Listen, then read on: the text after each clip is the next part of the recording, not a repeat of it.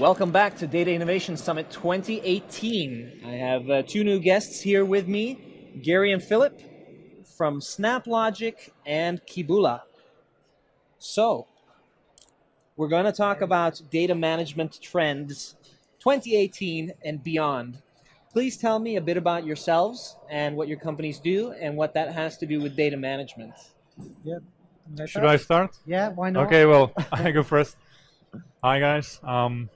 Ladies and gentlemen, my name is Filip, and I work for a company called Keboola. Basically, Keboola is a serverless type of infrastructure that sits in the cloud that helps companies perform end-to-end sort of data management. So everything from data ingestion through data transformations up to data outputting and consuming, so to say. In a nutshell, I would say. Hi, Gary Harper. I'm an account manager at SnapLogic.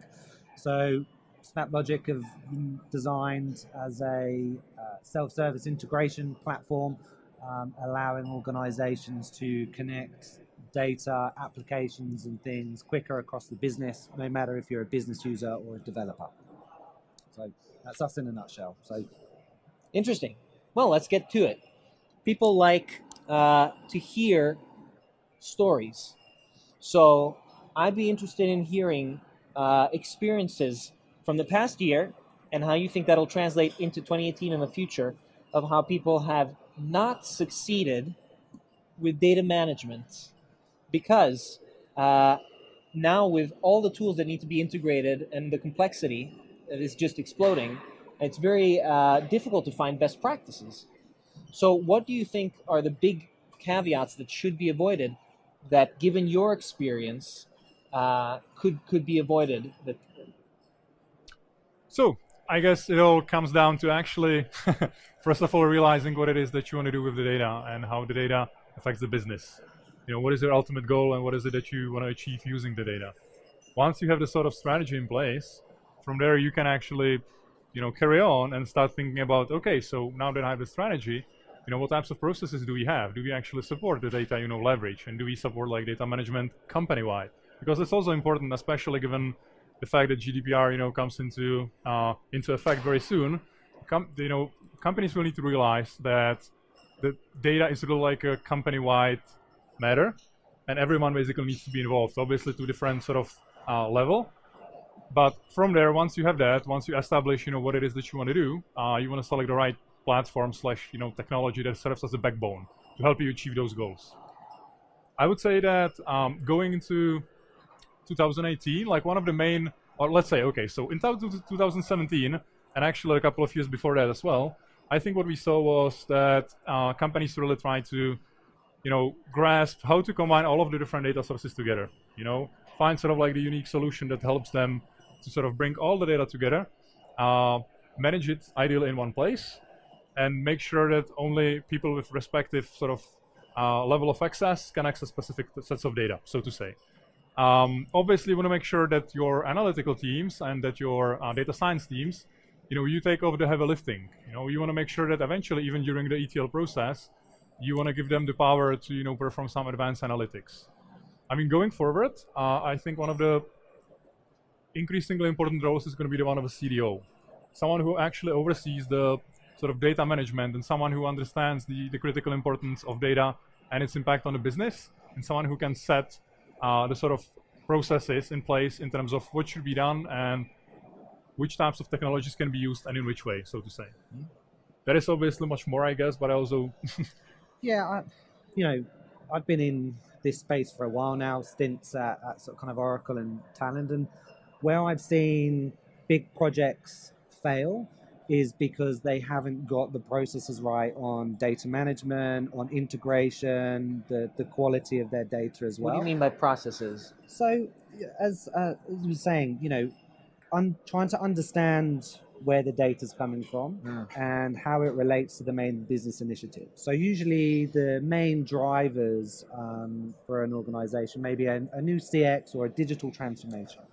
So they want to replace a CRM system, they want to move to the cloud or produce an analytical system or a new data lake that's going to help them, answer questions from the data that they don't know. When it comes to it, the majority of the business understand that, well, the data we're using at the moment is not right, so we could move it into a data lake, yet we're still going to get the same dirty data. We need to go through a structure, we need to cleanse it, we need to understand what types of questions we want to use. With GDPR coming on, is it going to be compliant to data privacy? But sometimes that stuff takes time, especially for organizations that haven't done it. When it gets to an executive sign-off, they're more interested in the results that the CX new system is going to bring in terms of, is it going to increase the bottom line? Is it going to reduce costs?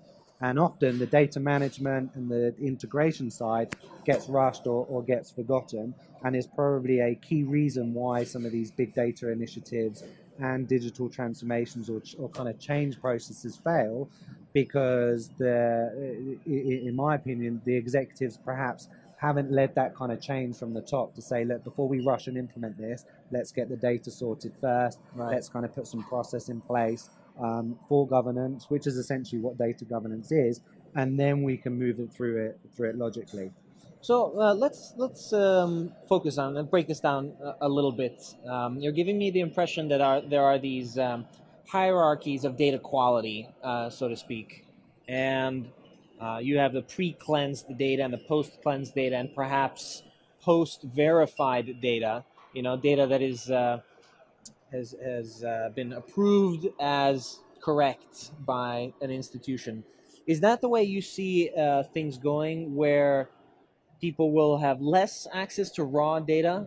Or because that was a discussion, you have to validate, it's going to take so long to validate the data. But in many cases, as I've found when I've integrated big data solutions on top of existing ones, when I ask for accountability on the number, well, the number is correct because that's the correct number in the end. Yep. A bit of a tautology where the number that comes out is the correct one because that's where you go to get the correct number, rather than explaining it from the raw data itself. So how will these hierarchies be handled in the near future? It's a great question. And we experienced that recently on a proof of concept project where, we were asking, well, how do you know the right data and the right number is the right number? And all of a sudden the CIO opens the door and calls in a colleague. And I said, because he's the data analyst and he tells me it's the right number. Yeah.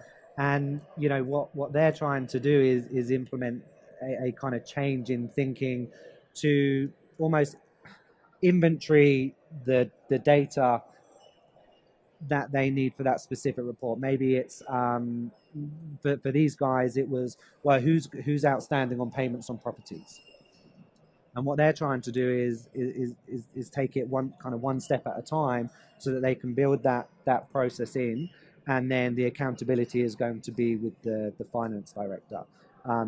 But for them it's a complete change in working, because everybody, certainly when we've gone on these projects, no one wants to be responsible for that data. And when you're halfway through the project and that accountability starts to come, well, is it you, Mr. Finance Director, that owns it? Is it you, Mr. CIO? Well, what about you, Mr. CDO? Everybody starts to kind of hold back. You made a point about, the rise of the Chief Data Officer, and we've certainly seen that, but now we're starting to see conflicts with chief digital officers who are being brought in to run transformation, and anything digital and data reports into them. Then where should the CDO be sitting? So my kind of opinion is that the role of the chief data officer, we will start to see it decline and be absorbed into the chief digital officer. The chief digital officer will start to run all of the technology. Right. Is what we're starting to see in a few customers. So I think for those organizations that haven't had a mature data strategy, their first step is to have a chief data officer that should report into a chief finance director, because data is being seen more and more as a business asset because of the value that it can bring. It can either help generate new revenues, or it can save money, or it can, in the banking industry, if you're managing your data correctly, it can save fines from anti-money laundering and things like that. Then the next step is the chief digital officer. So, I think it will, that's where become part of digitalization efforts. Yeah. That's an interesting approach, I gotta say, because my experience, or like the way we see it, is slightly different. We actually The way I think this is going to be is that the chief data officer is going to be someone who not only can make the data an asset for the company, but he's also responsible for making sure that the data doesn't become a liability, right? And I mean, especially given the fact that data is now again like a company-wide importance. What you want to do, I guess, ideally, is that by the time you implement the strategy for how to leverage and access the data that you have available, data governance is the underlying part, because there is this equation, garbage in, garbage out. So you actually need to even ensure that the data that you collect and the way you collect it, the way you manage it, the way you store it, it's actually something that is sort of like a long-term kind of value. We don't need to argue whether the data that we have available, in sort of like the master ETL project that then, sort of helps and allows other types of teams access different parts of the data, is the right data that we want to have. That should be without a question. And I guess, again, with data governance, we should really be focusing on enabling basically as many people within the business access one single source of truth of data that they can then leverage for their own purposes and use cases as they need, so to say. So should they be allowed to access data that's low level, raw, unprocessed, or only high level data? I actually think that this is sort of like the my approach. I think there should be more like a structured version of the data that is available for the business, for the wider business. And obviously there is, let's say there are certain disciplines within the business where the unstructured data, needs to be maintained, needs to be looked at. But then again, if you want to make sort of, let's say, quick live, queries into the data, if you want to enable your stakeholders or different departments actually, to have access to the data for some ad hoc random data analysis exploration, you're not going to do that with the raw unstructured data. You're just going to prepare, structured data sets with, for example, utilizing, let's say, machine learning or like AI, giving us sort of like glimpse into, okay, this is something we believe has certain value for the business, and this is the data that you want to be querying, sort of like the hot data in comparison to the, unstructured raw cold data. That should be, available, let's say, for a search, for some sort of like a querying, but only, I guess, for some low-level operations by highly, let's say, expert individuals.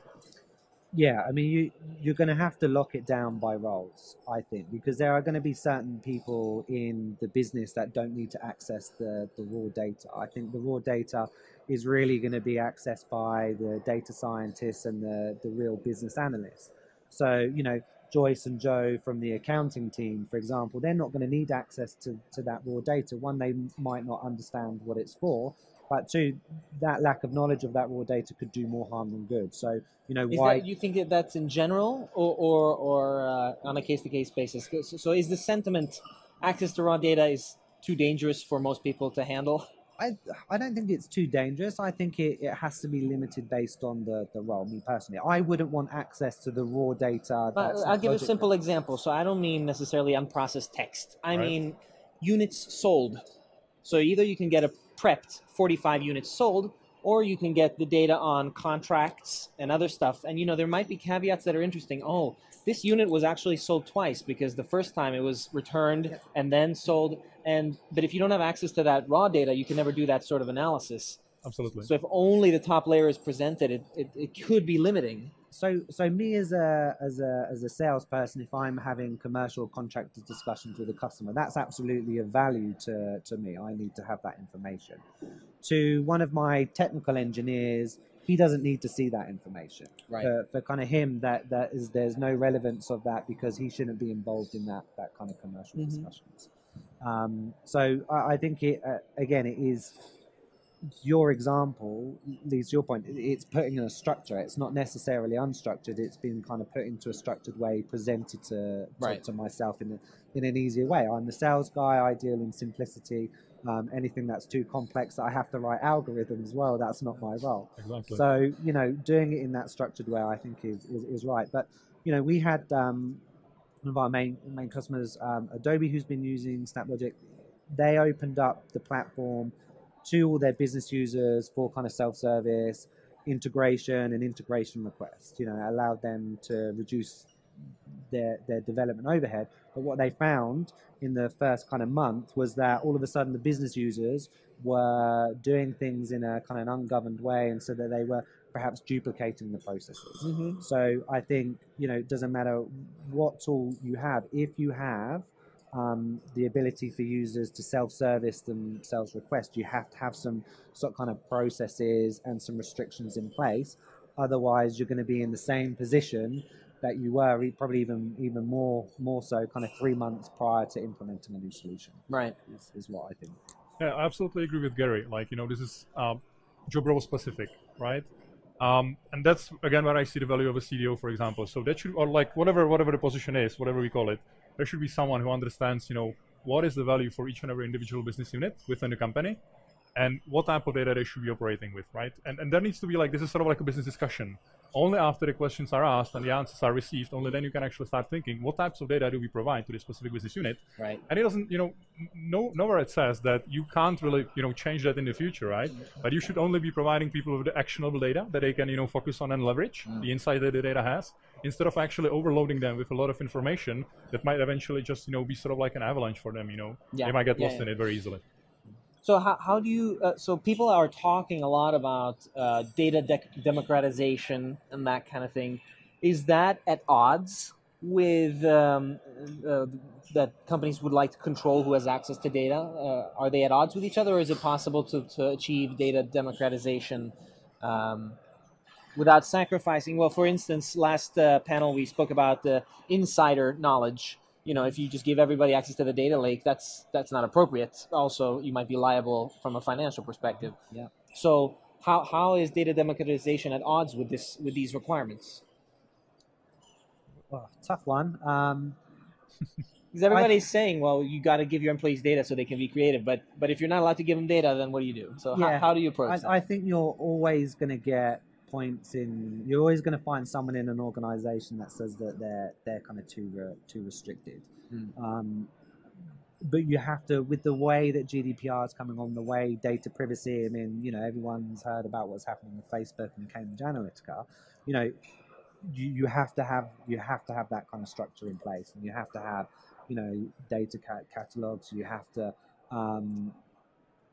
put up those kind of firewalls until people are a little bit more comfortable with saying, okay, yeah, well, we've put this data here in this data lake. They can go crazy because it's, it's secure. It's not really going to harm. It doesn't breach any data privacy. But yeah, I don't think we're gonna get away from that anytime soon. I think you're always going to find someone in the organization that's saying, you're hampering my role because you're not giving me access to this data. But if they can't provide real reason as to why they need action to that kind of data, then they shouldn't have access to it anyway, right? You need to be able to give reasons as to why you want. Do you see that as a dilemma, that you have to know ahead of time what you're going to do with the data? Actually, no. I was about to, get back to the original question, to be honest, because I think that data democratization is ultimately about overcoming data silos within the company. I guess it depends on how you, what it is, how you describe it, data democratization. To me, data democratization means making sure that the data that is being used within one particular department, or let's say environment, that is being generated as a data exhaust somewhere, actually gets available for the data as, for the business as a whole. Once you have that, obviously there needs to be this sort of like an entity that says, okay, well, this is the data that we have. How does the data correlate? What are the, let's say, what is the lineage in between the data? How does it fit together? Is the data from department ABC actually, or like department A, beneficial to department Z? Or Z, is it something that we can take a look at and sort of evaluate it? Yes, you can do it. But again, I guess the underlying importance here plays the understanding of the business. Once you have that, you should again make sure that you enable sort of like a quick and actionable insights for a particular department. Once you do that, start small and sort of land and expand, so to call it, right? So bring the additional increased value immediately or as soon as possible with the data that's available and that has been, that has become available as an outcome of data democratization throughout the company. And from there, just, land and expand, continue and carry on and bring additional metrics in, actually talk. It's about communication. Yeah, I agree on that last point in terms of the kind of the landing and expanding. I think some customers are too quick to push everything into kind of a data lake or make all of their data open and then expect to produce results afterwards. Doing that kind of that landing and expanding model works because you prove the value. You're then able to go across to the business and win that kind of hearts and mind and confidence in what you're doing. And yeah, that's the trend that we see in organizations where you see things fail and fail quickly is when they're trying to, go in and change 101 things and do it overnight. No one goes in to these big transformation initiatives wanting to do it because they're doing it because they have to save their business. They have to move that way. They have to change their business model.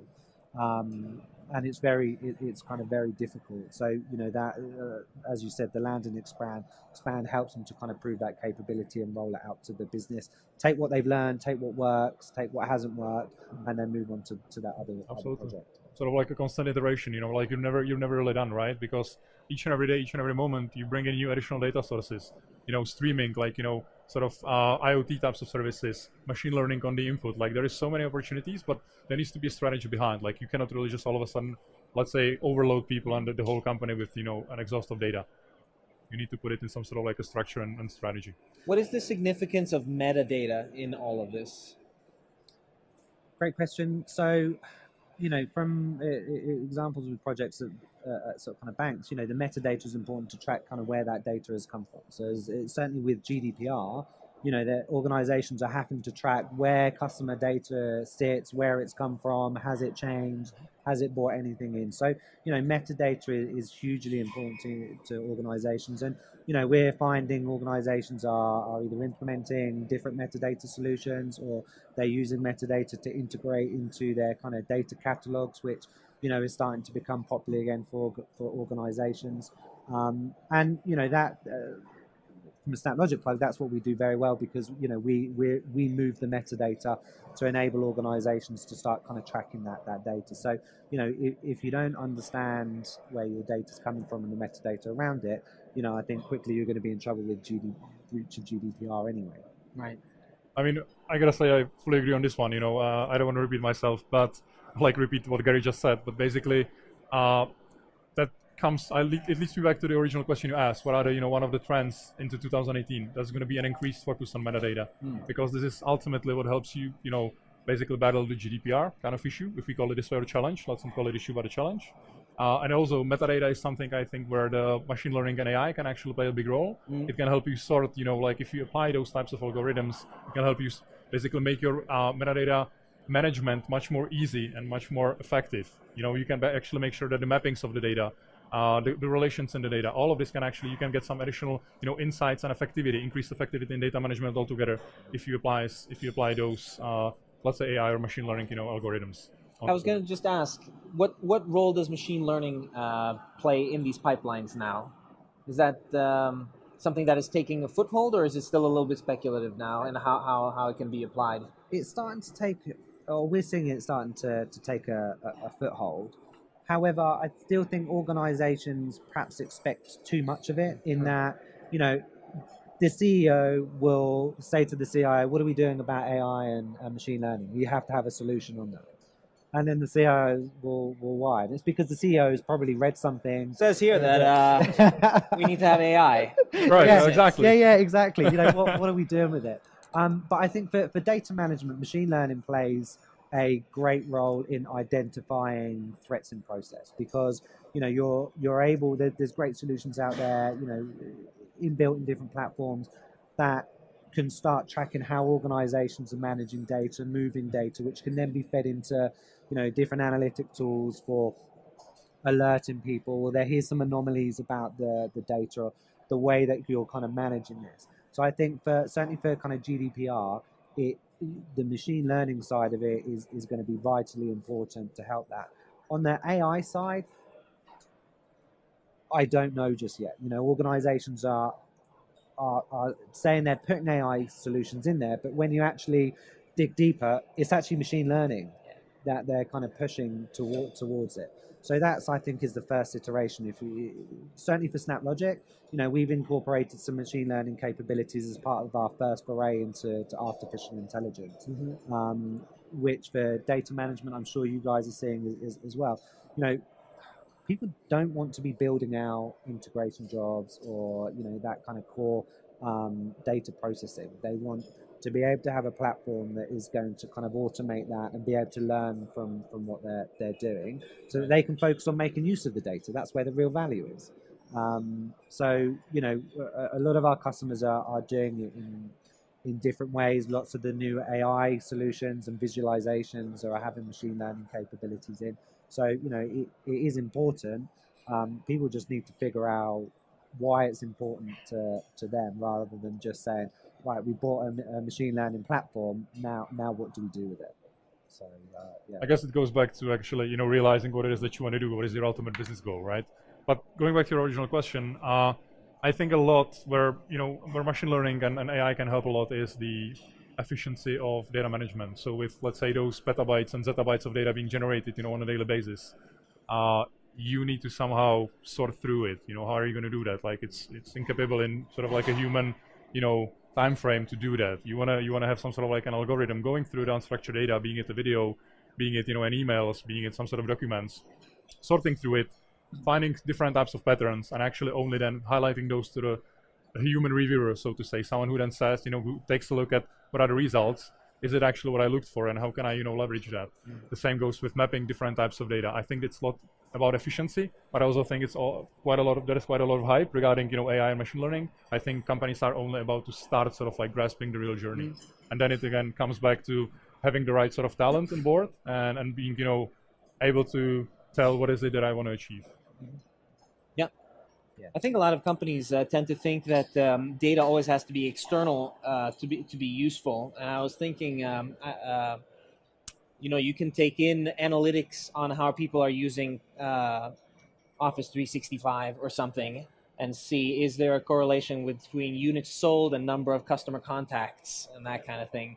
And that's a total internal type of analysis that you could perhaps use some type of maybe not even machine learning, but just regular, heuristic to figure out if there's something interesting to be gained. But the question is, so we have machine learning, and we have access to perhaps not raw data, but near raw data, and not all of it. It seems to me that the creativity is really the big point that's missing in how to apply machine learning. I'm the first one to say, yeah, we can use machine learning for that. What? You can use it for everything.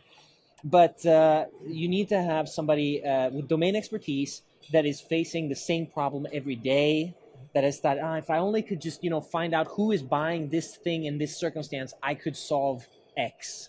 Yeah. And it's only a person down on the ground, doing the dirty work that has that. It's not the CEO or the CDO that has those ideas.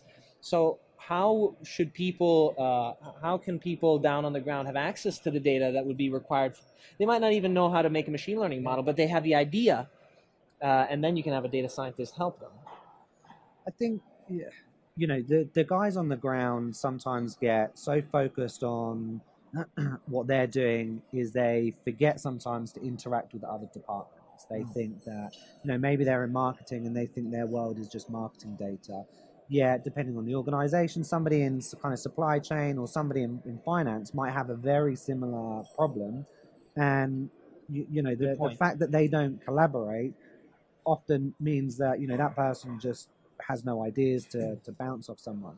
So I think it comes back to collaboration across the business and being able to, when you're starting on these data journeys and you're allocating data stewards and bringing departments together or removing the silos, that's when they start to be able to understand the power of their raw data internally into their processes, because they might not be data scientists, they might not be innovative with the data, but knowing that someone else has a similar problems, they can start sharing ideas. Then you can bring a data scientist into play. Right. Then you can start putting that into practice, because I think you said at the start, people think external data is, and bringing that external data is when to go. If organizations just stopped, took a step backward and evaluated and analyzed their own internal processes, the value that could provide them, not just from a cost saving perspective, but in terms of driving them to change the way that they do business, they'll then be able to kind of utilize that external data, and it'll be more kind of powerful for them. So I think to overcome that problem, you have to encourage collaboration across the business and get people to talk, and people don't like talking or changing, really.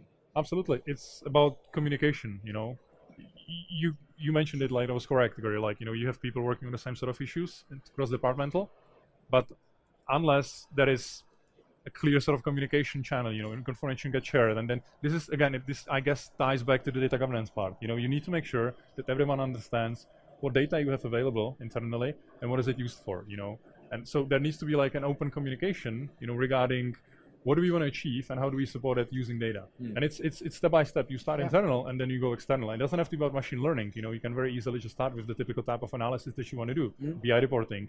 But start with what you have, and only by the time you sort of reach the limits and the potential, by discussing with the other business units, hey guys, this is the sort of results that I have. Is this something that, how do you see that? Like, does it somehow touch your business as well? Do you see some of like a correlation with what you do? Can we combine, sort of like our effort to sort of see some additional increased value? That's the kind of thing. And I think ultimately it's about communication. But there seems to be a recurring theme here, and every panel we've had today is that people are not talking enough to each other. If they started with that, it would... You get swamped in your day-to-day job. You just focus on the results, delivering, meeting the KPIs, meeting the deadlines. But then ultimately, I think you sort of start losing track of the bigger picture.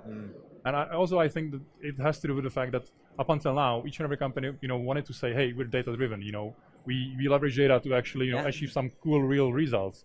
But the actual reality is slightly different. But I like the way you explained it, where I think a lot of people, if you say to somebody, you need to communicate more, they think, you should talk to me more. But that's not it. It's when you only work with your thing, you might not have an insight into the reality of some other department, what's relevant to them, what drives them, what they're being measured on. You might not even know what they're being measured on. Well, I think it comes down to a change perspective. I think people get kind of quite protective over their roles, and when you're making data more, data is more and more available, both internal and external, all of a sudden, you have some employees that may be a bit resistant to that change, get a bit overprotective, and, maybe they kind of start to think, well, if I kind of release control and everybody's going to see what I'm doing, maybe they're going to pick holes in it.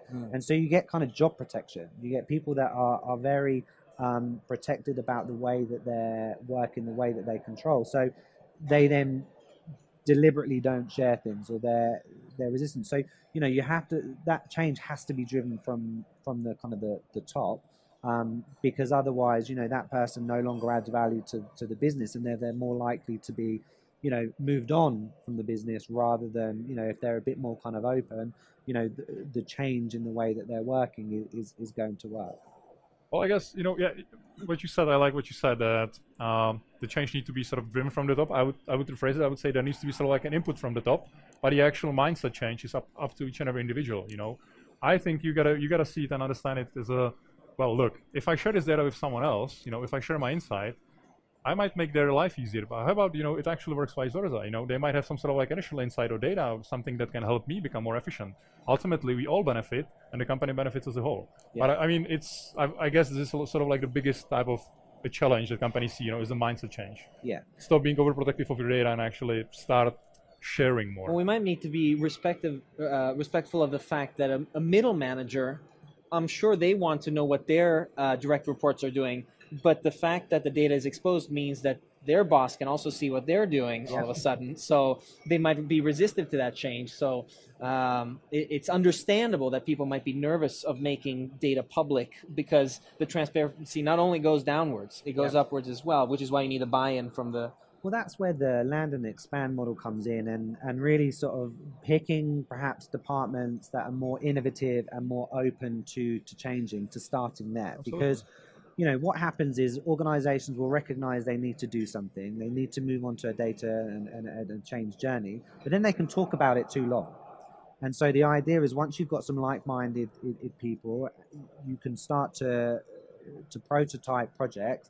Once you've got that, the idea is to try and prove it out as quickly as possible. And if you do it in that kind of land and expand mode, you can do that, because once you've got results, if those results are positive, you can take it back to the business and say, look, that wasn't so painless, was it? This is what we've achieved in sort of kind of 4 weeks. And that's what you need. That's what organizations are looking for, is how quickly can they start achieving results from this. It's almost, you get a request from the business, a data request from the business, they wanted it yesterday. They don't want to have to wait for organizations to talk about it for 3 months, then plan it for another 3 months, because by 6 months has passed, and that the original request is now outdated. We're seeing organizations want to do things quickly. Once that they've agreed on approach, they'll put it into a... So what's a reasonable time frame? We have at our company, we tell our customers it's totally reasonable to achieve a big result within X time frame, and they're pretty shocked because they say, no way, that's too short time to do anything. Yeah. What kind of time frames are we talking about? Because speed has been something that other panelists have brought up as being important to you. So we talk to our customers about, if they're working on on an integration project, we talk to them about, configure in the morning, deploy in the afternoon, that rapidness.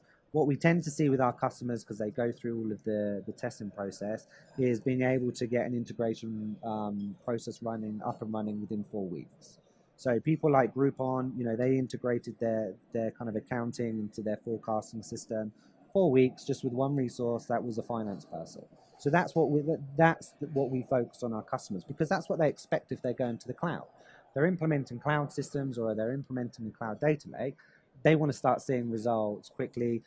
The finance director and finance team want to do it quickly. So if you're talking any more than 12 plus weeks, I think I looked on your website, you said 8 to 12 weeks. If you're anything over that sort of kind of 12 weeks, you're not showing value. What are you doing, and actually are you really helping them to kind of change? So that's the time scale. It's a far cry from government. I met with them this week, and 2070 was their goal, the innovation timeline. yeah We'll all be cyborgs by then. I know, and it's mad. And I before I'll let you finish, I'll answer the question as well, because otherwise I'll just I also have to say that if you would have asked me what Keboola brings, I could very easily tell you, well, it's a platform like no other. I'm not going to do that. My ultimate, sort of selling point would be, well, we help you decrease time to value ratio. That's ultimately what it's all about. The reason? Well, if you're not quick enough, your competitors, they might have, less data available. They might have even, let's say, worse data available. But as long as they have the processes, they have a teamwork in place, they can overcome you. They can actually gain the business advantage and take you out of business, which is ultimately what you don't want to happen. So being quick and efficient in delivering results is key. And it's also about, enabling basically, like you can switch platforms with a, click of a button. That's not an issue. But ultimately, being able to effectively deliver results is something that I think companies should pay the most attention to when it comes to selecting a new data provider, like a data infrastructure provider, for example. You're talking now about technology. How pivotal is the technology in this process? How much does it, so everybody says people matter, this matter. Does it really matter? Great question. You could argue no, but I think with the way that organizations are going, a lot of the processes now and a lot of the power in all solutions, whether or not it's integration, infrastructure, or analytics, there's a large portion of that take away the traditional man hours and that processing. So, kind of processing and analyzing billions of rows of data, you would usually take an army of people. Would that take many months? And so, having technology replace that and deliver things in, kind of minutes and hours means that, technology is adding value to the way that organizations are moving. If you didn't have that technology, then, you're reliant back on people for a lot of the issues, which then, is that data correct? And you're almost going backwards. Oh, yeah.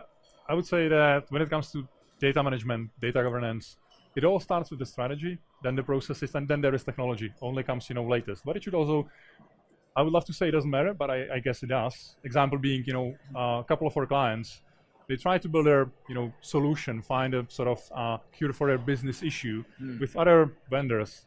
They were unable to do that. They spent millions of dollars. They were unable to do it within, a fraction, let's say, a couple of months, 6+ months. And then we were able to deliver the whole solution within, two months altogether, for a fraction of the cost. So ultimately, the technology matters as well. And it goes back to the sort of time to value ratio. Yeah. Because you traditionally, implementations would take 12 to 18 months. And then at the end of it, you deliver results that are 12 to 18 months out of date. The shift in technology is so rapid at the moment that if you're not delivering stuff in 2 to kind of 3 months, you're out of date. Your initial requirements have changed. They're out of the date. So you kind of have to move on. So I think some incumbents don't necessarily feel the heat quite yet.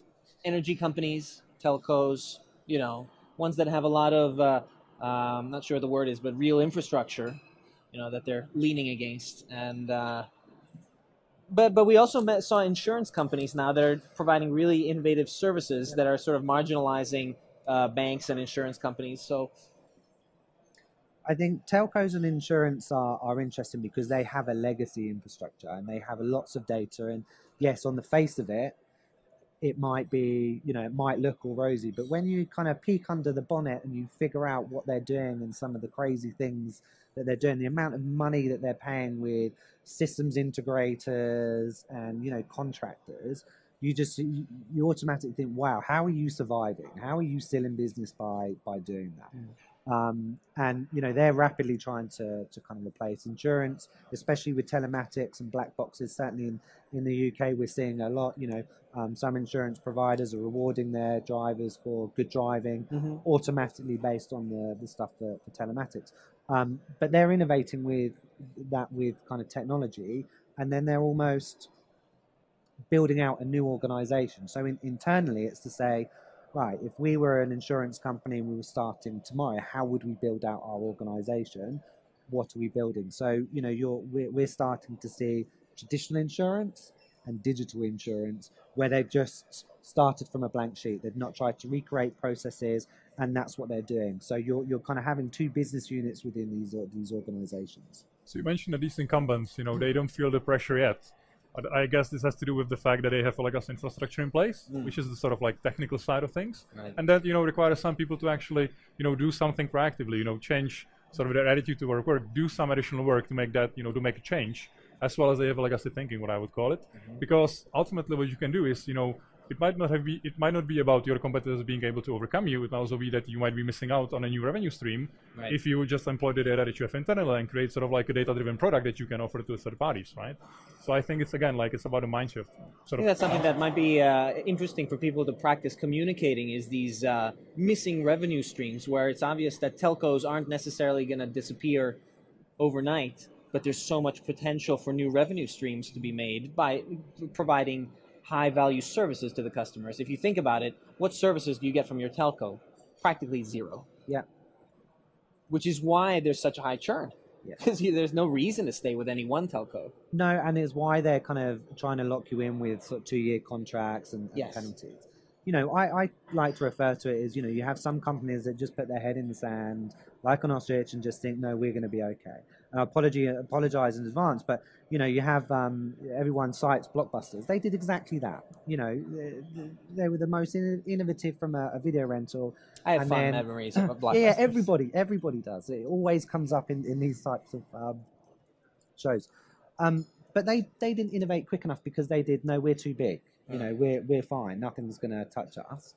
And then, 12 months later, they've gone bankrupt, and last stores in Alaska are starting to show Toys R Us. Stuff like that. Yeah, Toys R Us, exactly.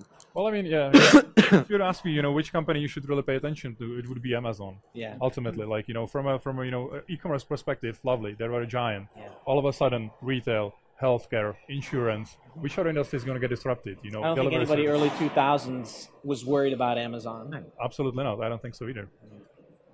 No. So I guess it's really about don't wait for others to get there before you get there. Be the change you want to see and actually think in advance as much as you can. Because ultimately, if you're not going to do it, someone else, even from a completely, unrelated industry, might just, get there before you. That is going to be quite difficult to do anything. Banking industry had it with challenger banks coming on and saying, no, it's not going to work, internet-only banks. And, now you see some of the bigger banks starting acquiring those digital banks because they've changed the way, and they're not going to be able to kind of transform quick enough. Airlines are exactly the same. And I think, they're trying to figure out, well, how can we make the traveler experience more value rather than just flying them from A to B. And, you're seeing some organizations have tried to replicate what they've done with digital technologies and then wonder why they get the same results. Other organizations are saying, no, if we were to start our business from scratch, how would we do it today? What processes, what technologies would we use? And they're the ones that are being more kind of successful quicker because they're taking that approach. Be the change you want to see, like Michael Jackson said. Absolutely. Yes. That's all the time we have for today. Thank you very much for your time.